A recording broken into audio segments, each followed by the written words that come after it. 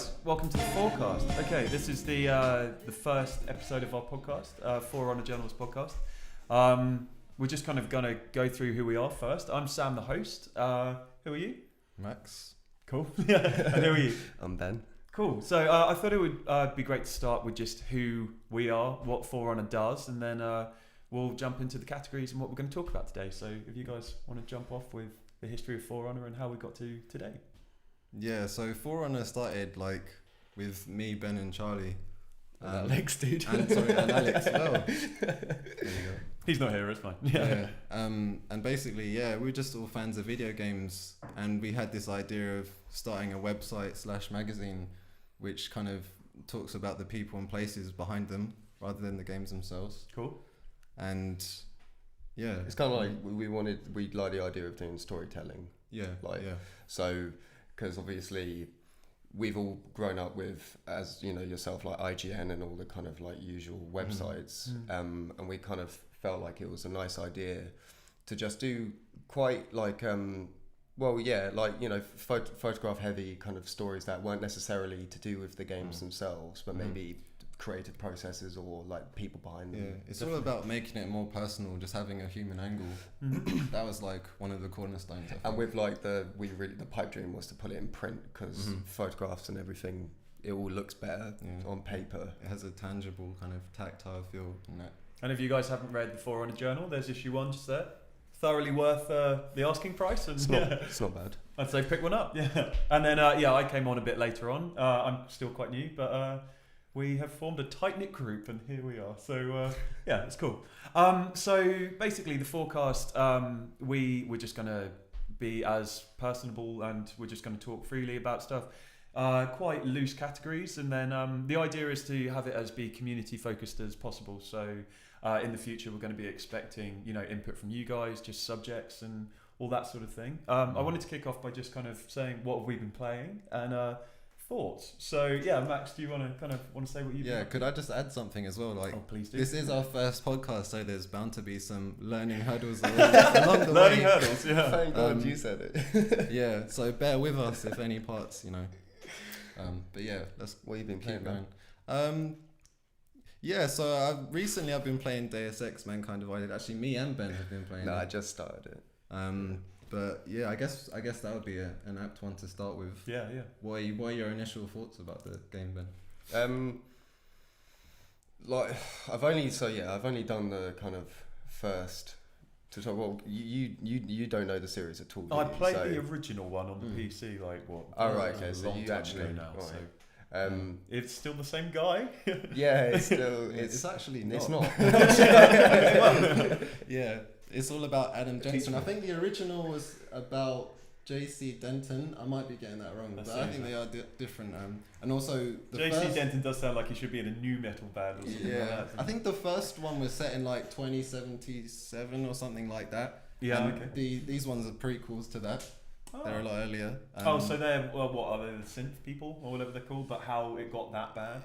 Yeah, it's all about the kind of divide between augments and naturals, as they call it. Yeah. So this is set 5 years after the Human Revolution, the first game. It basically, it's released 5 years after it as well, isn't it? Yeah, funny Yeah. enough. It kind of like it's a prequel to. They're both prequels to the original that you played, right? Yeah. Okay. Basically, I went into it wanting more of Human Revolution, and almost in the brief time I've spent with it, that's too much of what I got. If you know what I mean? It kind of, I felt like it feels like a 5-year-old game in a lot of respects. Oh really? Okay. Not in like I'm not that fussed by that. I don't mind, but I mean, if you really get annoyed by just absolutely bad like voice acting and facial expressions and stuff, and like some of the NPC movements and stuff are rubbish, but so far it's really good. It's Well, I think that echoes what some of the reviewers have been saying. They're latching onto the bad facial animation and some of the kind of creaky old. It kind of reminds me of like because game these design. days you can't. Naughty Dog exists. and you can't escape that. You can't ignore and that. I wish I could ignore that, Yeah. but I can't. Mm. It kind of resurfaces some of the feelings I used to get when you used to play N64 games like Ocarina of Time, where you're in like the village and the kind of they're not moving their legs, but all the NPCs are kind of revolving around. It just feels like it's. I don't even know if you'd class it as that uncanny valley, but it's awkward. Sure. Yeah. And we were actually saying when we were walking on the way over here, you know, the idea that with Uncharted 4, because of that being the state of, you know, where computer games are now, that's a pretty good, you know, line in the sand. That I've been going back and playing lots of PS3 games recently, and Mass Effect 2, you know, it's a very interesting thing about this industry is just how, you know, how quickly that line in the sand does move. Yeah. And so Yeah. Mass Effect 2, you know, I remember that with incredibly rose-tinted glasses, but going back to play it now, it can be difficult. And those classic games that are considered, you know, that's a game of a generation. Yeah. Most people would say Mass Effect 2. Yeah. How that changes and how that Yeah. evolves. But I mean, going back to Deus Ex for a minute, I Yeah. feel like one of the reasons I was able to overlook some of the uncanny valley and perhaps awkward facial animation, things like that, is that I feel the game's so deep in other areas. Specifically like the level design and how there's just so many options available to you at any one time, and Human Revolution was really good at that as well, but I feel like this game's taken it a step further. Sure. Yeah, it really is the level design that sings to me about at the moment. I know I've heard complaints about the plot of the game and things like that, but just the way the studio has been able to kind of make your abilities or at least use your abilities in different ways. Yeah. To kind of tackle each like level and each mission level design. Like there's a new ability called what's the dash one called? Icarus Dash. Yeah, the Icarus Dash, where you can kind of leap up to platforms, or it just adds a new layer of like verticality to the level design, which I don't know. For anyone who hasn't played Deus Ex, though, I guess we should say like briefly, it's kind of. Oh, have we done that? Have we done that a little bit? Yeah. Well, it's kind of because you mentioned. RPG, would you say? Yeah, because you mentioned Mass Effect 2, right? Yeah. And I really do feel like you'd appreciate these games. They're kind of that, they're more dystopian, but it's that sci-fi, and even like there's dialogue trees and stuff like that. It's like the main, like Max is saying. So I haven't played it enough to get to that point where I go, sorry, I don't care about bad AI or anything like that. But I remember with the original one at the time, that felt dated anyway. And you get to a point where you're like, these levels are so rich, and like even the environmental detail in terms of like, it's kind of like telling you the story through the environments and things like that, and kind of hinting to things rather than just. And that's another thing I think it's really good at is the world building so far. People may have qualms about the storytelling itself, but the actual world itself is so detailed. Like I remember when I started playing, you walk down the street and to the right of you there's a shop called Vincent Van Gogh, and I thought that was pretty funny. Yeah. Like there's just all these clever details, and the amount of looking at the naturals and the orcs walk down the street and them being discriminated against versus the naturals, and there's like a separate line for walking into the tube station for the orcs versus the naturals, and it's just stuff like that which really makes you feel immersed and feels like a believable. And to be honest, like one of the things that's cool about Deus Ex is that you could see that as a possible future.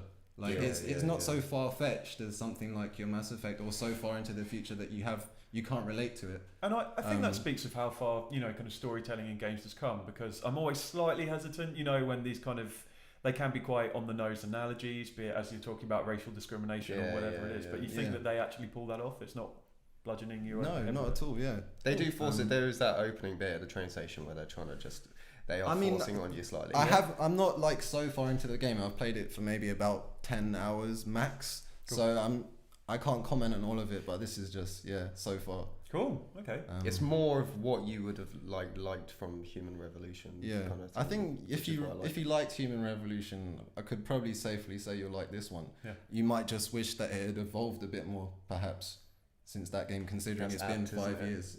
So, yeah. I mean, we're not even trying to review these games really. But I know we're going that sounds straight pretty. in. I just want you to play it. Yeah. I get it. Yeah. Yeah. But, So if you do like action RPGs, I guess what we're Yeah. saying is. yeah. I like how we set it up. Like the first thing we were like, yeah, we kind of want to get away from reviews. Like the first thing we do is just go into a detailed. Yeah. And we should say, I mean, we've started this. These guys have started it as fans, and you know, exactly. Yeah, that's the main idea. I think. Like this is a bedroom of Alex's house where we are, like as professional as everything looks. yeah. In a But couple of episodes, we'll show you the rest of Yeah, the room that we isn't should. painted black. But the whole idea is like even behind the magazine is the whole trip and everything was just for fans. That's why, Exactly. for instance, it was a really small detail, but in most of the photos and stuff. For the articles, we wanted us to be in them, which it doesn't sound like something you would pick up on. Yeah. But for us, it was kind of like, no, we're there talking to these people because we're just fans. We're not. None of us are like journalists. And it just ties We don't know into what that. we're doing, you know. But it just ties into that whole personal angle as well, you know. If we're Yeah, gonna exactly. talk Yeah, about yeah, people, yeah. we're going to show us as well. Yeah, and exactly. hence the community aspect and trying to get other people on board is just Definitely. we're interested to start a conversation, discussion, really. And I guess like the podcast is also, it's fun, but also it's a way to kind of we want to keep everything updated and show like talk about maybe things we're doing. And while this is obviously an excruciatingly awkward just first put experience. yeah, but I mean, just put a face to the magazine. You know? Yeah. Faces. Yeah. There you go. I mean, back to games. Less What about us. have you been playing? Oh well, I know you've been playing a lot of Downwell. Okay. And Downwell is one of those games that I must have read about it on a blog or something. Can't even remember where I heard about it, but it magically appeared on my iPhone. Like with all good iPhone You're quite games. like that, aren't you? Do you go like you're quite? Maybe I'm wrong, but you go on like Steam and you play games you wouldn't otherwise like. Is that you? How so? No, what do you mean?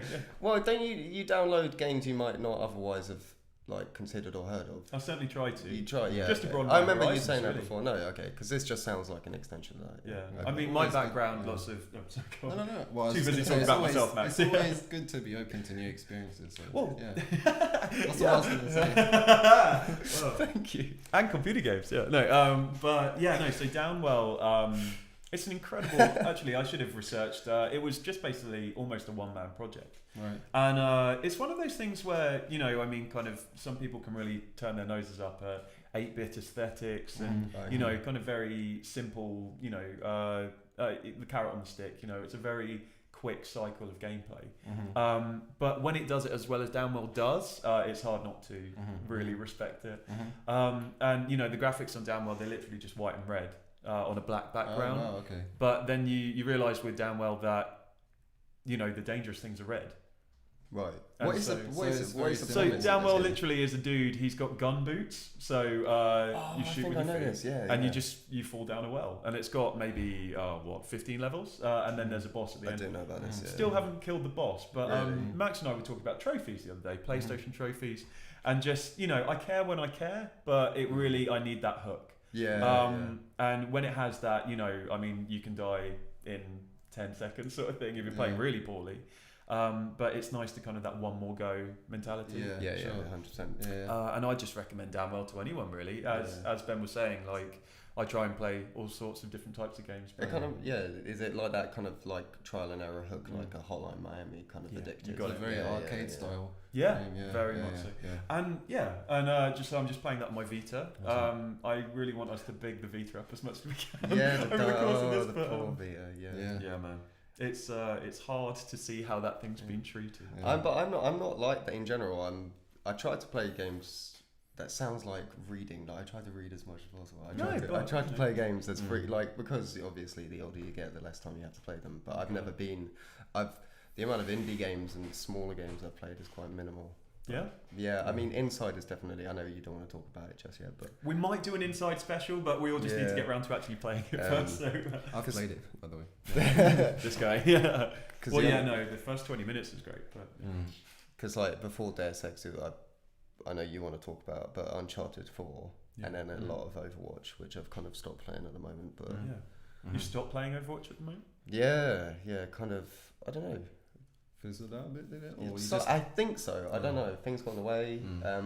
The thing is, if Alex isn't online, I'm not going to play on my own. He Sure, plays yeah. games on. He plays online games. Mhm. Pretty much, Alex plays online games religiously. He's the only one who does that out of all of us. And the last online game I played, I think, was Halo Reach. So we've got a good one. It's a good one. Yeah, it's a good. good one. Yeah. But Alex, yeah. So if he's not on, I'm not going to play it. So I don't want to say it's down to the game's faults that I don't play anymore. No. Yeah. I think he went on holiday, so that's I probably. mean, I think Overwatch has seen enough success so far for most people to know it's. Well, a pretty Alex good is game. hooked on Battlefield 1.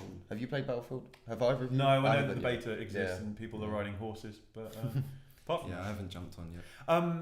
at some point in the future, I don't think we've read up enough on it just yet, but the idea of ethics in computer games as well is a very interesting subject to us. And just tackling World War One at all is something that we will talk about when we've got a bit more time, I think. But yeah, so we can heartily recommend. Did you actually say you played Battlefield 1? No, I didn't, but I did want to say Battlefield 1 is one of the games where we did want to do some kind of story down the line, didn't we? Like, that's alright to talk about, isn't it? Yeah. Oh, yeah. Well, just because I really wanted to do, because so we've got some kind of contact with DICE, don't we? Yeah. I really like the idea of doing a story on the fact checkers. Yeah. So because you know, even like, you know, so my dad doesn't play games at all. Well, he used to. He only played like World War II games, so Medal of Honor and stuff like that. When did he get out? He kind of with dual analog. He kind of gave up because it was confusing for most people. Really? Yeah. Yeah. But I showed him the trailer for it, and obviously they've like it's insane, and like the amount of detail in there, like all I can imagine is they've got this whole team that has to do the amount of research behind it to make it that authentic. And I just like, surely there must be someone you could talk to where maybe you get to see the kind of research they had to do and do a story behind that. Just because, I mean, I know it is slightly blockbuster, but it does look really true to you know. Well, and just the notion of Angle. No, I was just saying it's an interesting angle for sure. Yeah. Well, just the notion of like playing Assassin's Creed games for as long as we have as well. Exactly. Yeah. And the actual idea, like you're saying, that how ludicrous it would have been even say 15 years ago that games do have fact checkers. Imagine, when you used to make games, you just be like, oh, fuck it, it's in space. Like, who cares? Like, I don't need to check facts. Like, who cares? And now because earlier we were talking about like, graphic fidelity and stuff like that, and now it's like you've got to do your research, otherwise you're going to have a lot of unhappy people. And that's actually a pretty good way of sliding straight into Uncharted 4, which I just want to talk about forever. But the idea that, very few games in the times I've been playing games for 20 years have actually encouraged me to Google something afterwards and go, wow, that is a real thing. Yeah. Reading about Henry Avery and Libertalia and all of that sort of stuff. That was something that my dad, talking about dads all the time, but my dad, who's a bit of a history buff, he didn't really know about Libertalia or Libertatia or whatever it's been called in these interesting books over the years. But going back to the Assassin's Creed thing, like the idea that, they say of a group of multicultured and people from different faiths and creeds or whatever you will. And just the fact we got to that point that, even when I was at university, I used running around on the Colosseum as in one of our seminars, just to kind of show the idea that even in Renaissance Rome, the Colosseum was already buggered, it already, and just that sort of attention to detail. That's probably why we're playing games today. Well, I when I went to Florence, I used Assassin's Creed 2 as my point, which is super sad. I did use it as my point of reference. I mean, obviously, it's not completely accurate, but I knew all the landmarks because of that game. But I mean, but specifically about Uncharted 4, what was it that kind of? Because I mean, you said you could talk about it forever. Oh yeah. So certainly try. Max basically wants you to start it so that he can gush. Well, this will be gushing, and I think Ben said he's willing to play devil's advocate. So happily. So I think we just established that The Last of Us is my second favourite game of all time. So, but just the evolution from Uncharted 3 to The Last of Us just made so much sense, and kind of the way that they were evolving the story. Like Amy Hennig's, the way that she made the first 3 Uncharted games. Is just really laudable, just one incredible series. And, I mean, how many fourth things in any series are good? Yeah. Be it films, be it whatever. That's a good point.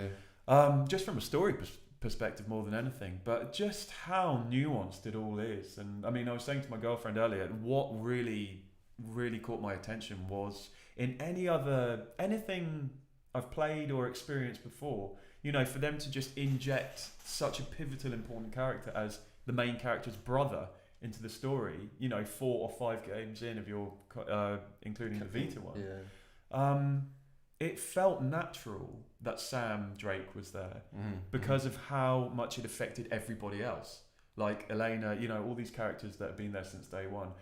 How her heart's breaking because of this character. If he was just separate, I don't think it would have nearly as much impact. You needed Nathan Drake needed that emotional element. Well, no, I was gonna say, I think in all the Uncharted games, the characters are there to pull on different sides of Nathan and show different sides of his character. Sure. So his brother was there, for a very specific reason in this, and that was to, show that he had grown out of, this kind of treasure hunter mentality, and he was kind of looking to move past that. Yeah. And it's kind of that fight against that, I guess. Well, you're exactly right. And I mean, when Uncharted 3 wrapped up and, they're walking into the sunset like at the end of The Last Crusade sort of thing, I never sat there and thought, oh man, what am I missing from their relationship or blah, blah, blah. But the fact that they're just sitting there doing something that people don't do in computer games, talking about who's going to make dinner and who's going to do the washing up. That's so true. The most domestic thing, I mean, by now everybody knows about the Crash Bandicoot thing. But just how simple that is, just the idea that I'll play you for this. I don't want to do the washing up, blah, blah, blah. And it just made you care about those characters in a way. I mean, that's like friends. Naughty Dog, I know it's always storytelling, but it's human relationships, isn't it, basically? And that those smaller moments are what usually make a proper relationship. And it's those smaller moments that you can see the influence from The Last of Us strongly, I think. And Uncharted 4, that's the thing. So devil's advocate, right? The thing I kind of felt was like they were trying to, I mean, not unsuccessfully, but they were trying to bring out these emotional elements in the Uncharted series. Yeah. But the nature of Uncharted is so less grounded as a gameplay experience, and what you're doing, that the resonance of the actual personal relationships and stuff, it just kind of, there was like a slight dissonance for me. That's okay. fair. Yeah. And we've all finished it. Yeah. I guess we can talk about spoilers if everybody's happy with that. Great. But you had your chance. It's been out a month sort of thing. But I mean, even just the nature of when it pulls back, the epilogue, spoilers as we say. But you just meet this girl and she doesn't have a name, and then you find out she's called Cassie. And if you've been paying attention, that's Drake and Sam's mum's name. And just the idea that holy shit, the last thing I want is for this to kind of do the. I assume it will break off into a new series, say in 10 or 15 years' time, and then it'll be Cassandra Drake or whatever. But just the idea of legacy has always popped up in the Uncharted games, and as you're saying about maybe the emotion, it doesn't. Do you think it doesn't feel earned, maybe, or? No, I mean, like the cutscenes and everything, like everything felt natural. I will say that, I felt like the entrance of Sam was kind of from nowhere. I mean, they do tie it in very well. Like, don't get me wrong, but it's convenient. Would you say it exists better on its own as a standalone game rather than being tied to the other 3 games? Yeah, 100%. Because I agree with that and I disagree with that, because I think you gain so much more from having played the 3 games. Like when you're in the attic at the beginning of the game and you're going through all the artifacts he's found on his adventures, like that would mean nothing to you if you hadn't played the other games. And the character relationships, again, you wouldn't have an attachment to any of the characters. So I see what you're saying, but I think there's kind of 2 sides to it. Don't get me wrong, like the game was great, but it's for me it's nothing on something like The Last of Us.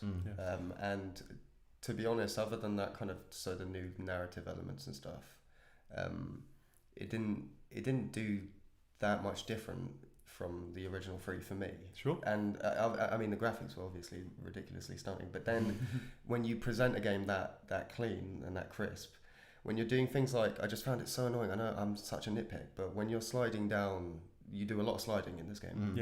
Sliding's all over it. But that's fair. You can kind of curve back up it, like up I almost thought the game was broken. That was the one thing where I was sliding sideways. And you kind of. And equally, like, he defies gravity when he's swinging, which is again a fun mechanic, and I'm glad it's in there. I'm not being pain in the ass, but it is awkward when you're swinging and then it's kind of he's just staying at an angle. Obviously, I'm being the dick because I'm like, no, I'm going to see where he stays. No, they're very lenient with that. I think one thing in these games is that they don't want you to get frustrated by dying a lot because it is all about the story, and I think that's an example of maybe them pushing it slightly too far. So you can, that's good. And to their credit, this might be the first Naughty Dog game where I've played where there hasn't been a bit where I've just, been banging my head against the wall. Well, what's the bit in Last of Us where you bang your head? The bit where the rats come downstairs and you've got to get the generator to go and there's a belcher down there. Like, holy shit. I was going back through my trophies about looking at what I could easily pick up on Uncharted 4. And looking at the Last of Us one. And, it had only pinged on easy. And I was like, well, that's not like me, blah, blah, blah. But I was so scared in that level where you're downstairs and it's dark, and at that point I just turned it to easy and then just sprinted because that belcher was killing me in the dark, and I've never been that scared in my life. Like, I don't like scary things, and so that was it.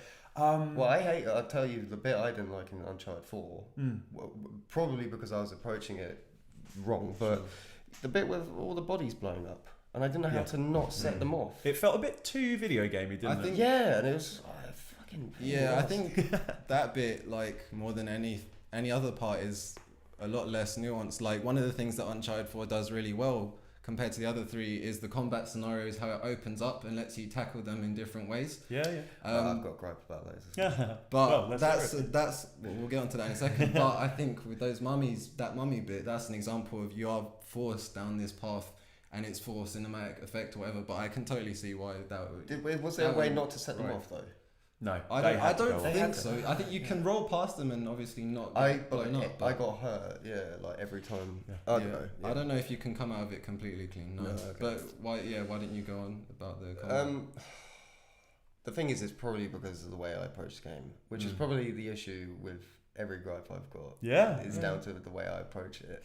But the kind of, it was like the actual layouts weren't like, maybe I'm just used to other kind of stealth games, but they felt too sandboxy for me.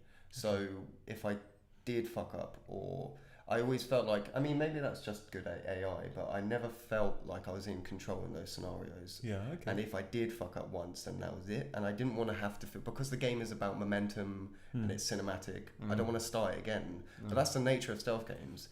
And I do trial and error. Like Deus Ex, if I screwed up, I go straight back to. And I found myself in these positions where, I didn't feel in control. They're all around me constantly. That's interesting you said that, because that's actually something I like about the combat, and it's the same reason I like the combat in The Last of Us as well. Because Last of Us has similar stealth kind of encounters where you'll start off stealthy, but a lot of the time someone will see you, and it will devolve into combat. But I like having to adapt on the fly. And kind of, it dynamically changing between stealth and combat. And to Uncharted 4's credit, you can actually run away from them and get back into stealth this time. Which you could never do which I would do, but again. And go on. No, well, I was just going to say, but whereas in The Last of Us, I didn't really feel like, I mean, if I screwed up, I'd be like, screw it, I'll get my shotgun out and it's zombies, whatever, and it works in that, but maybe, I don't know. Last resort shotgun is always a good tactic. It worked way better than that, but just as a quick aside, we should probably move on from Uncharted 4 just in case you guys haven't played it, but when we're talking about stealth in games as well, I've been playing Volume recently, which is made by the dude who, the name escapes me, but he made Thomas Was Alone. Mike Bithell, I think he's called, smart man, from England, I think. And basically he has applied a level of artifice to the story in Volume. So it's basically, in case you don't know, Volume is it's like the refined version of Metal Gear Solid. It does away with all of the story. I know what you're talking about. And it plugs it into this really interesting kind of dystopian, almost Big Brothery sort of story. And so instead of Silicon Valley, he's talking about Nottingham. In the near future becoming Silicon Glen, and so it's got this wonderful kind of almost Robin Hood in the internet sort of the main character, I think he's called Loxley, he's just trying to take back from the people. And the idea that you were talking about with stealth and how frustrating it can be, the kind of trial, the rinse and repeat, but because Loxley is inside an AI, and he's inside a computer program, it makes total thematic sense that these guys would just reset. You know, in theory, the first time you get spotted in Metal Gear Solid or whatever game it is, they'd put the whole place on high alert, and that'd be the whole game.